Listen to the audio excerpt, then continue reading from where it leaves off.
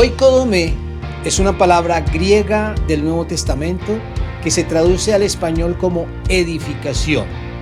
Esa es la palabra con la que hemos identificado nuestro espacio de estudio bíblico y devocional. Cada semana, los miércoles a las 7 de la noche, en nuestro canal de YouTube. Acompáñanos para que estudiemos la Biblia y la podamos entender cada día mejor. ¿Tendrá fin la corrupción? Es una pregunta que todos tenemos que hacernos y que seguramente nos la hacemos con frecuencia. ¿Será posible que se acabe tanta corrupción?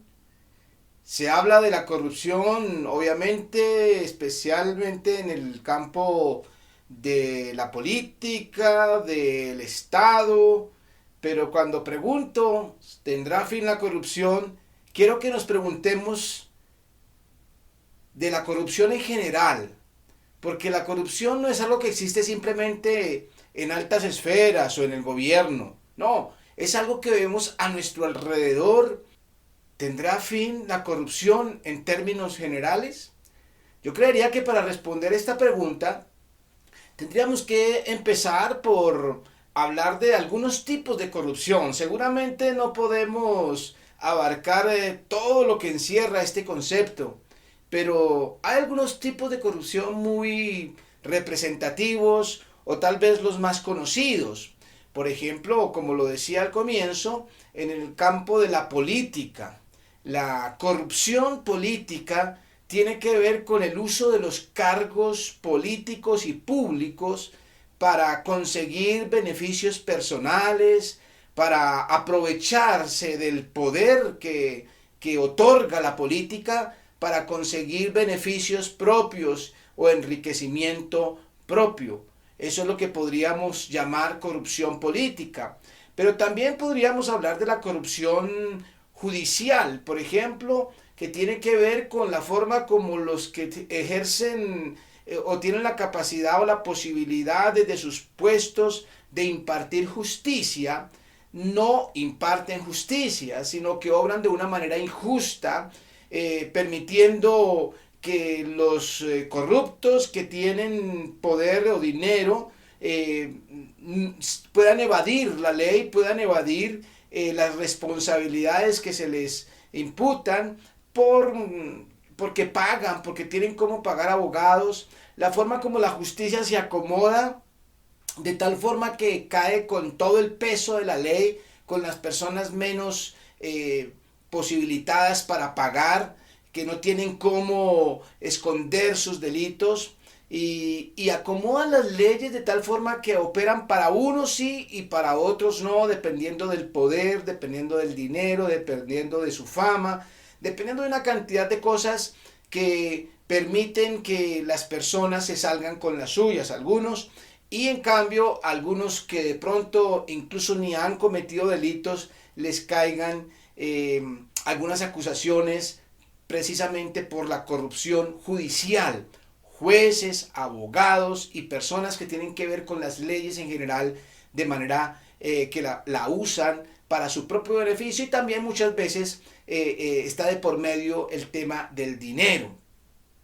También podemos hablar de la corrupción administrativa, y es la forma como desde las instituciones, sean públicas o privadas, las mismas instituciones se corrompen de tal forma que tienen un sistema que permite enriquecimiento, que permite la injusticia al interior de las instituciones, y donde generalmente, por supuesto, los más pobres, los más necesitados, las personas que son beneficiarias de estas instituciones terminan siendo víctimas de la corrupción administrativa. Podemos hablar también de la corrupción en el campo militar o de las fuerzas militares, donde aquellos que utilizan el uniforme lo usan de una manera indebida y corrupta, haciendo mal uso de su poder, abuso de poder, y donde se aprovechan de su condición armada para impartir injusticia sobre muchas personas. Son diferentes tipos de corrupción, lo que permite, por ejemplo, la injusticia social, la forma como el pueblo y los más pobres, los más vulnerables, no tienen acceso a los beneficios que debería tener el pueblo en general, la gente en general, de educación, de medicamentos, de atención médica. Bueno, hay una cantidad de derechos y de obligaciones que se tiene con el pueblo y que por la corrupción no se logra tener, incluso en países que tienen recursos naturalmente que permitirían mejor estabilidad de un pueblo, como es el caso de Colombia. Pero repito, esta corrupción no simplemente se da porque algunos tienen el poder de hacerlo.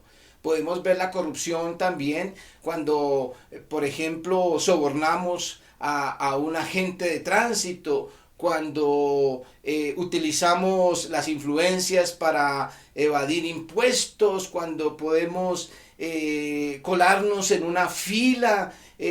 La corrupción se ve por todas partes.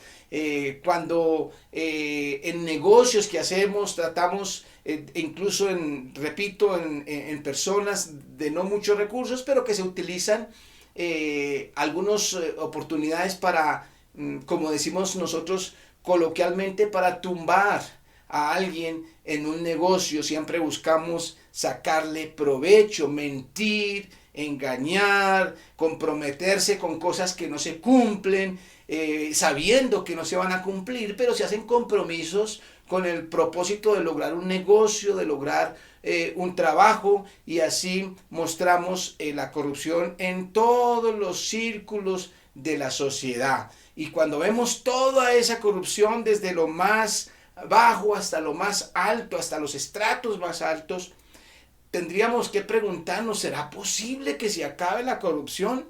¿Acaso depende de un gobierno o de un sistema político o de un presidente que se acabe la corrupción? ¿Por qué la corrupción es corrupción? Es otra pregunta que tenemos que hacernos. ¿Por qué la corrupción es corrupción? Y cuando miramos, por ejemplo, el estudio de entidades que están encargadas de acabar con la corrupción, generalmente está el dinero de por medio.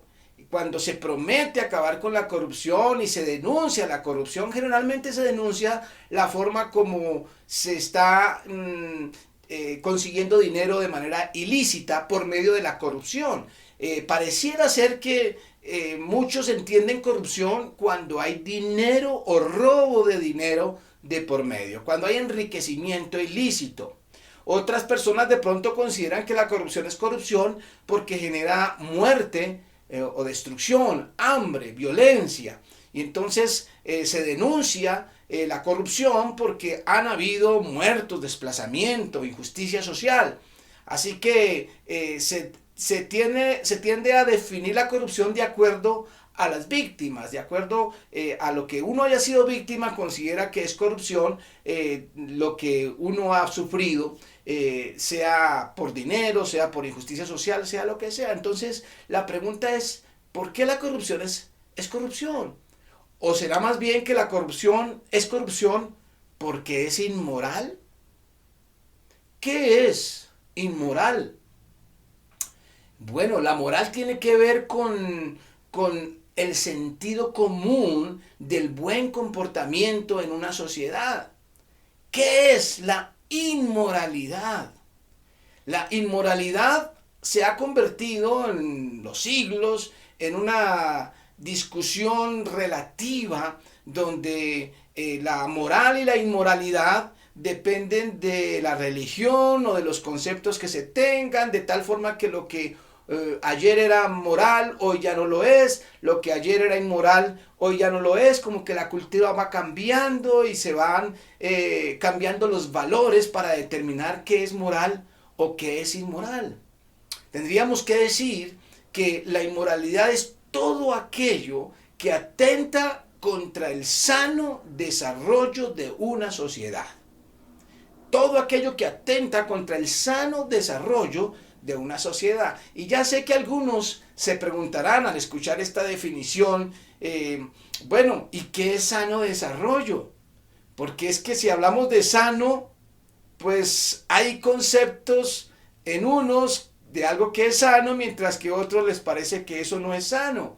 Y las sociedades, repito, la cultura va cambiando y lo que ayer no era sano resulta que ahora sí es sano. Se van cambiando los conceptos y los valores, de tal forma que la moral y lo que es sano se ha convertido en algo relativo y muchas veces relacionado con la religión.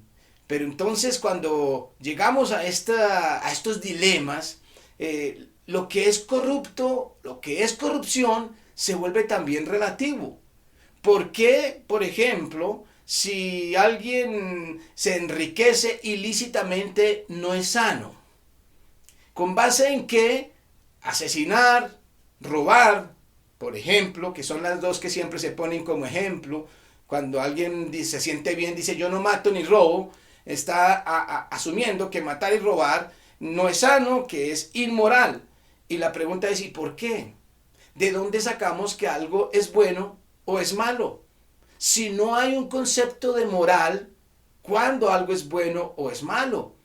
Anteriormente se consideraba algo malo ciertas conductas y hoy en día ya no son tan malas según la cultura.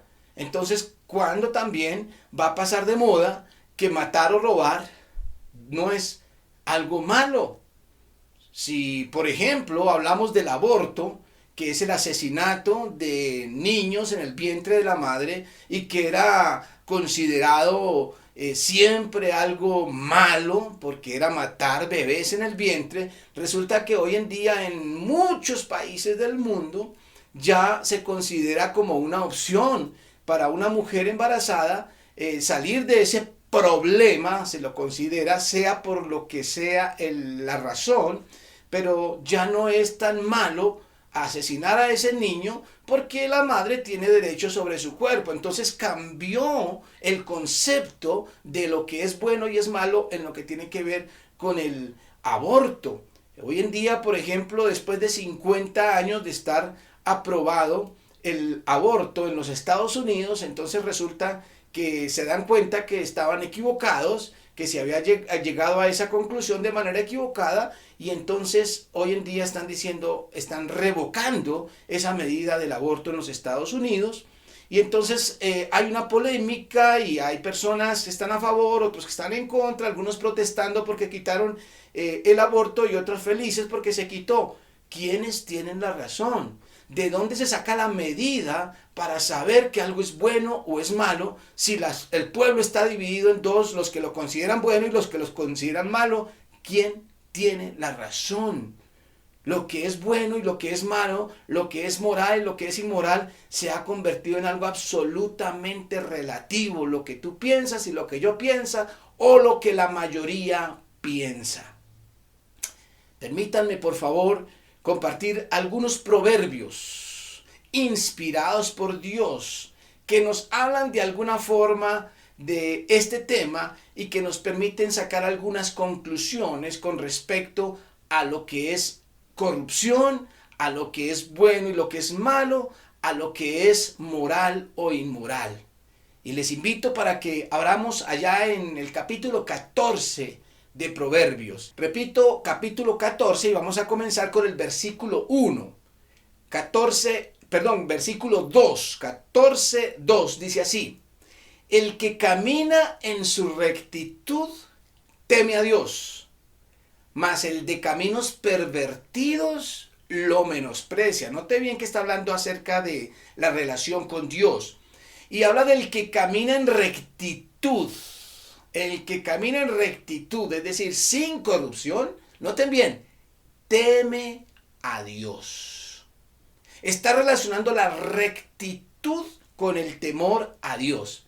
Y con esta expresión se está colocando un punto de referencia para saber lo que es bueno y lo que es malo, lo que es recto y lo que no es recto, lo que es moral y lo que es inmoral.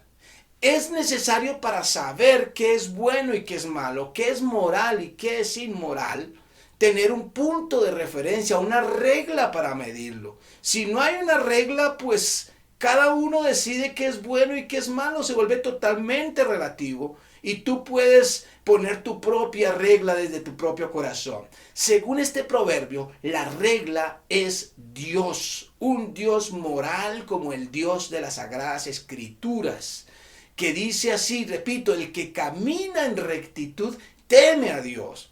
Pero la segunda parte dice, más el de caminos pervertidos, corruptos, inmorales, lo menosprecia. ¿Menosprecia a quién? A Dios.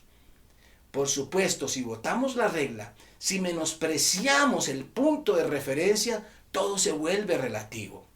Por eso este proverbio nos permite afirmar que solo cuando se cree en Dios se puede entender la diferencia entre lo bueno y lo malo. No hay otra forma. Si se menosprecia a Dios, todo se vuelve relativo, pero solo cuando se cree en Dios se puede entender la diferencia entre lo bueno y lo malo. En segundo lugar, el versículo 9. Versículo 9 dice, los necios se mofan del pecado, mas entre los rectos hay buena voluntad. Los necios se mofan del pecado. Podemos ver aquí esa tendencia a que cuando hay menosprecio de Dios, cuando hay necedad, cuando el ser humano se pone al margen de la regla que es Dios, el pecado se vuelve algo chistoso, algo de que hacer broma. Y por eso dice los necios. Y la palabra necio significa tonto, estúpido, ignorante. Son diferentes traducciones que se le pueden dar a esta palabra necio. Es decir, que tiene limitaciones para pensar. El necio, el tonto, el que tiene limitaciones para pensar, dice, se mofa del pecado, le parece algo chistoso y ridículo. Mas entre los rectos, es decir, los que no obran corruptamente, sino moralmente, entre ellos hay buena voluntad. La corrupción es posible eliminarla por medio de la rectitud que nace de considerar a Dios como la norma de lo que es bueno y de lo que es malo. De lo contrario, los necios se van a mofar del pecado y la corrupción jamás se va a acabar. Puede que se acabe en alguna de las instancias en las que hemos mencionado, y cualquier instancia de corrupción que se acabe, maravilloso, está bien, perfecto, mejor para la humanidad. Pero en términos generales siempre va a haber esa problemática de estar pensando si esto es bueno o es malo, o estarlo cambiando en el camino. Aquí con este proverbio del versículo 9 podemos llegar a esta conclusión. Relativizar o minimizar el pecado es muestra de ignorancia, no de progresismo. Repito, relativizar o minimizar el pecado es muestra de ignorancia, no de progresismo. ¿Y por qué pongo este contraste? Porque algunos consideran que el progresismo es cuando relativizamos el pecado, cuando dejamos de llamar el pecado pecado, cuando dejamos de llamar inmoral lo que es inmoral, porque simplemente la mayoría lo hace y porque se ha considerado que era un error haberlo pensado, entonces a eso se llega a considerar, muchos lo llegan a considerar progresismo. Consideran progresismo, por ejemplo, destruir a los bebés en el vientre de la madre. Se considera progresismo todo tipo de desorden sexual, todo tipo de inmoralidad sexual, y muchos lo consideran progresismo. Se considera progresismo y hasta se llega a hablar de matrimonio igualitario cuando un hombre contrae supuestamente matrimonio con otro hombre, y lo llaman progresismo, y así muchos desórdenes en la sociedad que se llegan a desarrollar porque la mayoría lo piensa, se lo considera progresismo. Y de esta manera se ve como que la sociedad está avanzando. Pero repito, este proverbio nos permite decir que cuando se minimiza el pecado, cuando se vuelve relativo y cualquiera puede decir y cambiar las normas, es muestra de ignorancia, no de progresismo. Eso es lo que nos dice Proverbios. Los necios se mofan del pecado, mas entre los rectos hay buena voluntad. En tercer lugar, el versículo 12. Versículo 12 dice, hay camino que al hombre le parece derecho, pero su fin es camino de muerte. Este es muy importante en este análisis acerca de la corrupción. Hay camino que al hombre le parece derecho, pero su fin es camino de muerte. Muchas veces en este, repito, camino de búsqueda de avanzar supuestamente, de progresar, se determina que algo es bueno o es malo sin ninguna regla, porque repito, el problema es que cuando no hay reglas, cada uno puede determinar lo que es bueno y es malo.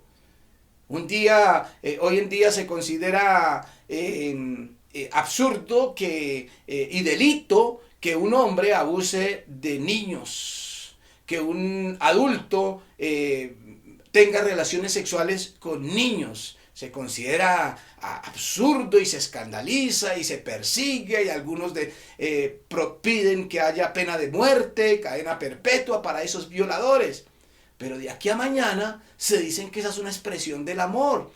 De aquí a mañana también se puede considerar que considerar las relaciones o el abuso de niños como una conducta inmoral o corrupta era un error y entonces se puede llegar a cambiar de opinión también. Entonces, ¿por qué? Porque no hay una regla, porque no hay una norma, porque no hay un punto de referencia, sino que es el pensamiento, la cultura, lo que la mayoría piensa. Si una conducta se vuelve frecuente, se vuelve común en la sociedad, entonces se considera que es correcta. Cuando hay unos poquitos que la practican, entonces es corrupto, es degradación, es tergiversación, pero cuando ya hay muchos que la practican, entonces se vuelve normal, se declara como algo correcto de hacer. ¿Por qué? Porque no hay una norma o un punto de referencia. Así que se vuelven caminos que al hombre les parece derechos. Lo que ayer parecía que no era derecho, hoy parece que sí es derecho. Lo que ayer se consideraba que era una equivocación, hoy resulta que no es una equivocación. Y por eso este proverbio nos hace reflexionar. Hay camino que al hombre le parece derecho, pero su fin es camino de muerte. Y este proverbio nos permite hacer una afirmación más, y es la siguiente. Porque una conducta sea aceptada por la mayoría, no significa que sea correcta. Repito, el hecho de que una conducta sea aceptada por la mayoría no significa que sea correcta.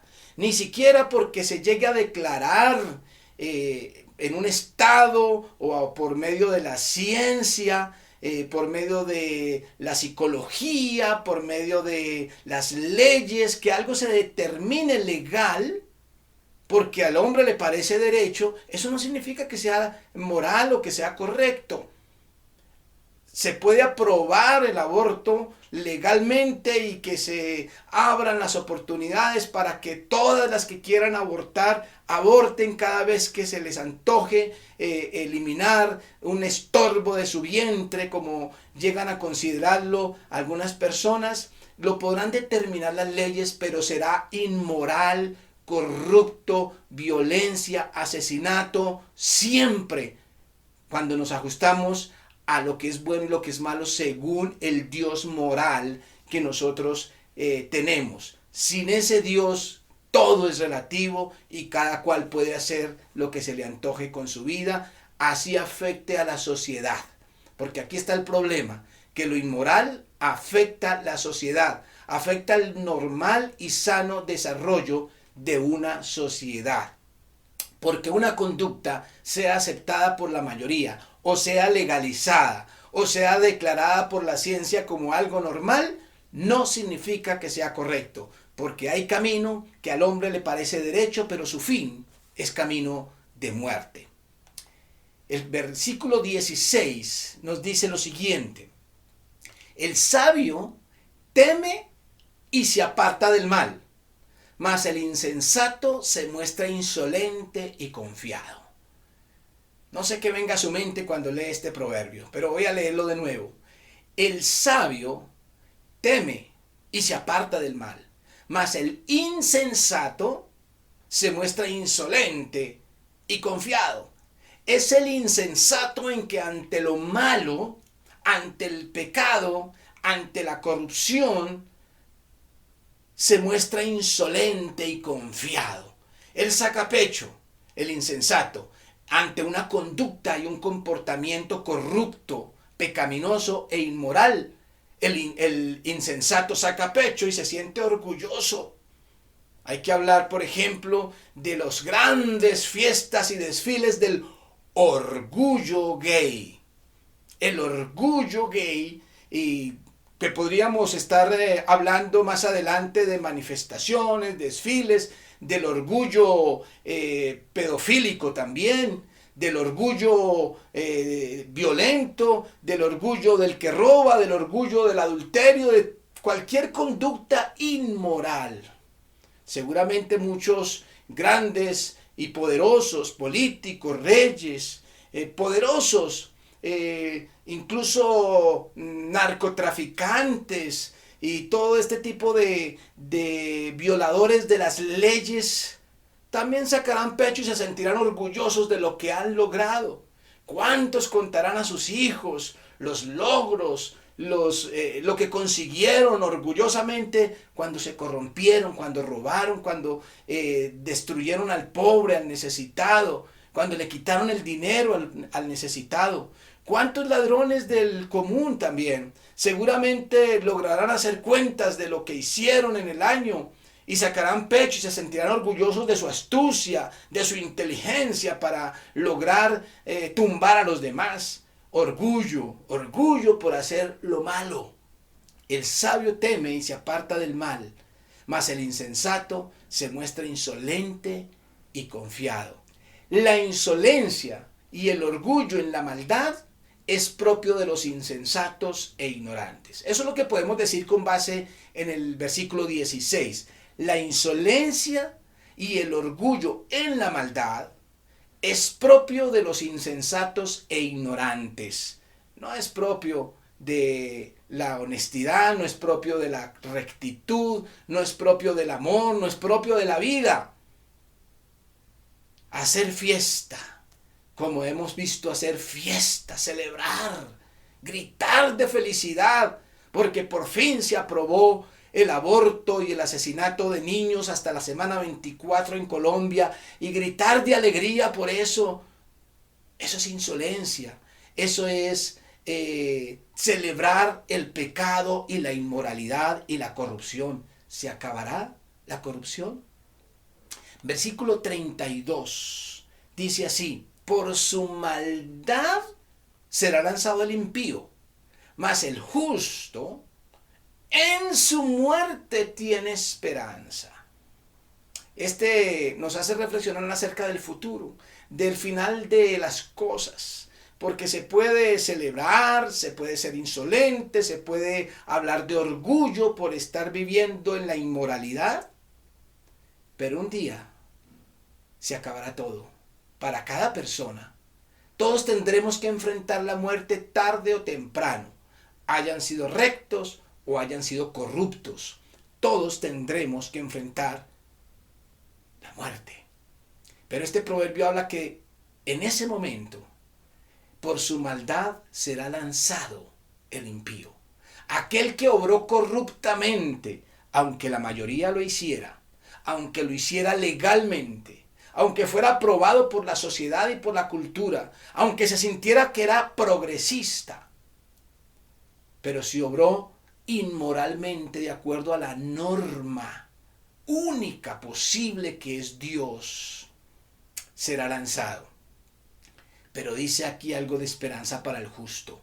Mas el justo en su muerte tiene esperanza. Aquel que obró rectamente, aquel que obró moralmente, aquel que obedeció y que temió a Dios, cuando esté en su lecho de muerte, morirá con una sonrisa en sus labios, con esperanza, con la tranquilidad de haber obrado correctamente. Por supuesto que su salvación no depende o no descansa en que haya obrado rectamente, sino en lo que Dios hizo por nosotros en su misericordia, porque al final de cuentas ninguno hemos obrado rectamente todas las instancias de la vida.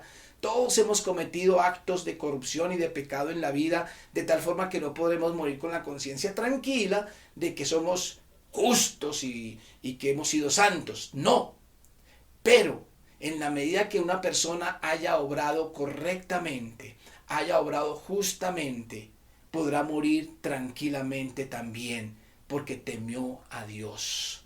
Por eso podemos decir, muchos defienden la inmoralidad, pero no podrán morir en paz. Desde muchos círculos, y repito, muchas personas, desde la ciencia, desde las leyes, se podrá defender la inmoralidad, pero no podrán morir en paz. ¿Y cuántas podríamos mencionar personas que han vivido en la inmoralidad, en la corrupción, en el desorden, y que en su lecho de muerte han dicho frases como: no creo en Dios, pero envidio a los que creen en Él, por la forma como pueden enfrentar la muerte? Sí, algunos se mofan de Dios, desprecian a Dios, se mofan del pecado también, pero cuando están muriendo no pueden morir en paz. No hay nada que dé más paz en el momento de la muerte que temer a Dios y vivir bajo sus conceptos de lo que es moral, de lo que es correcto. Versículo 34 del capítulo 14 todavía dice: la justicia engrandece a la nación, mas el pecado es afrenta de las naciones. Este versículo, ya terminando el capítulo 14, nos habla ya del pecado, de lo corrupto, de lo bueno y de lo malo, pero ya en términos de una nación, de un país, en términos globales. Dice: la justicia engrandece a la nación, mas el pecado es afrenta de las naciones. Si leyéramos solamente la primera frase, seguramente que cualquier político, cualquier tendencia política inclusive, diría: amén, la justicia engrandece a la nación. Claro, hay algunos que piensan que una nación es grande de acuerdo al poder económico que tenga, pero seguramente muchos aprobarán esa primera frase: la justicia engrandece la nación. Es cierto, en la medida en que una nación es justa, pues se ve como una nación grande, una nación civilizada. Pero la segunda parte dice: más el pecado, la corrupción, para decirlo de otra forma, la inmoralidad, es afrenta de las naciones. Y si tenemos en cuenta que esto es un contraste, lo que nos está mostrando es que el pecado, la inmoralidad, empequeñece una nación. La inmoralidad, la corrupción y el pecado genera burla de las naciones sobre otra nación.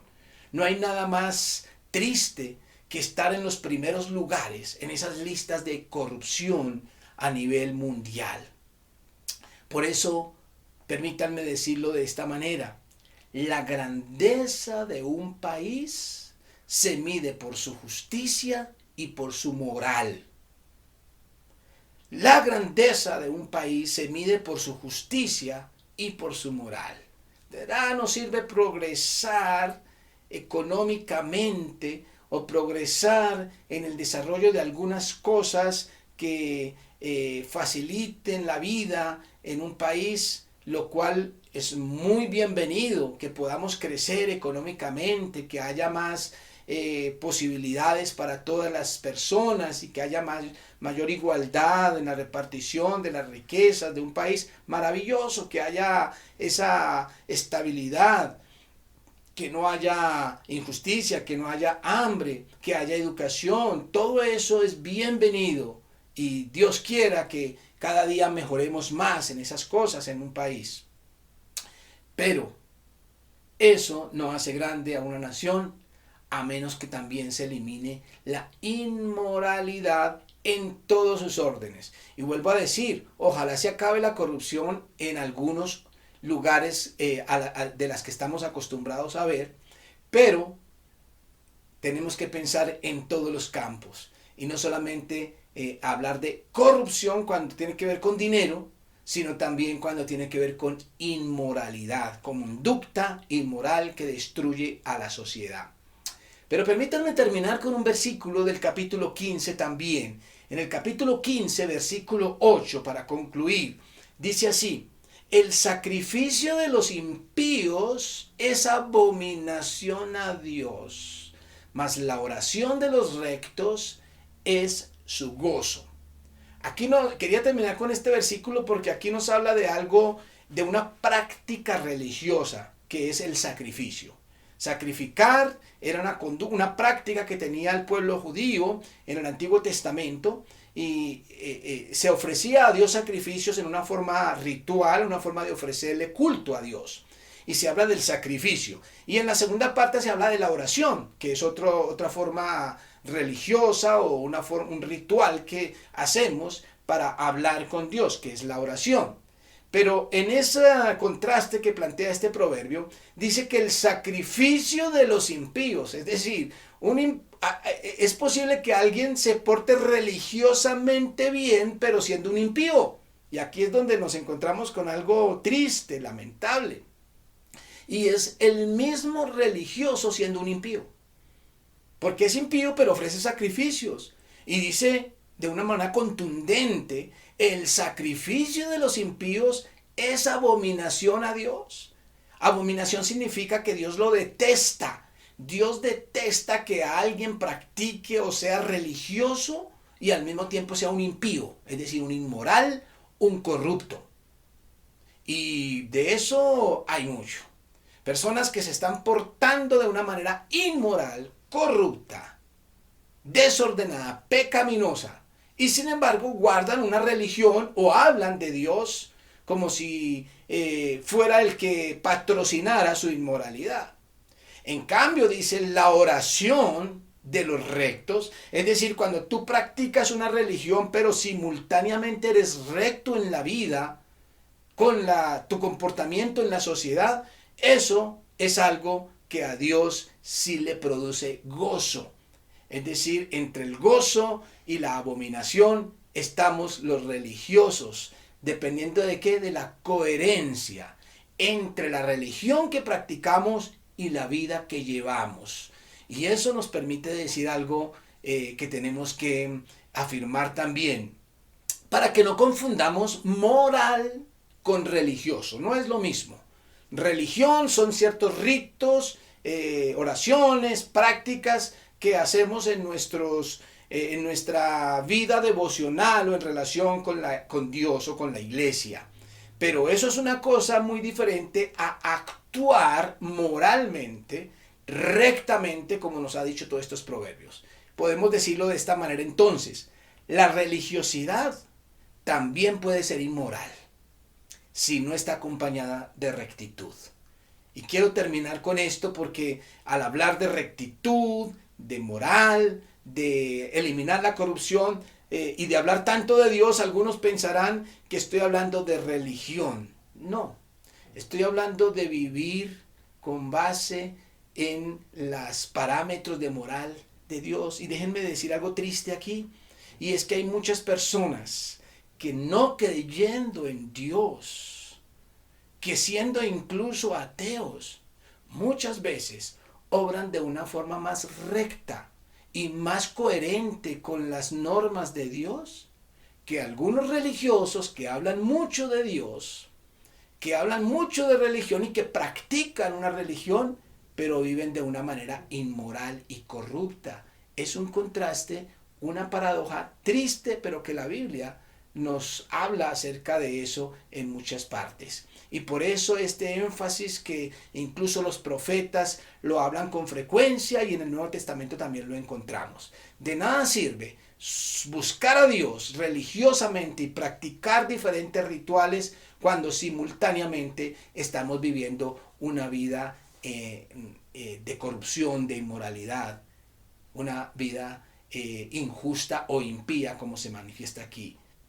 Dios permita que podamos ver días mejores en nuestra nación y la eliminación de la corrupción lo máximo que se pueda. Pero todo comienza por el individuo. La eliminación de la corrupción no está en manos de un gobierno o de un hombre o de un presidente. La eliminación de la corrupción está en lo que aportamos cada uno de los individuos que conformamos esa sociedad. Usted y yo estamos llamados a eliminar la corrupción de adentro hacia afuera. No a denunciar o a demandar o a esperar que se acabe la corrupción simplemente en los demás. Tenemos que empezar nosotros. Y la iglesia, el creyente, el que teme a Dios, el que hace sacrificios, el que ora, es el primero el que tiene que dar ejemplo de una vida recta en todo lo que hacemos, en el hogar, en la empresa, en la ciudad, en todos los círculos donde nos movamos. Que Dios nos llene de su presencia y que vivamos siempre bajo los preceptos bíblicos para que demos ejemplo y seamos modelo de lo que significa una vida recta. Un abrazo y un beso para todos. En mi mayor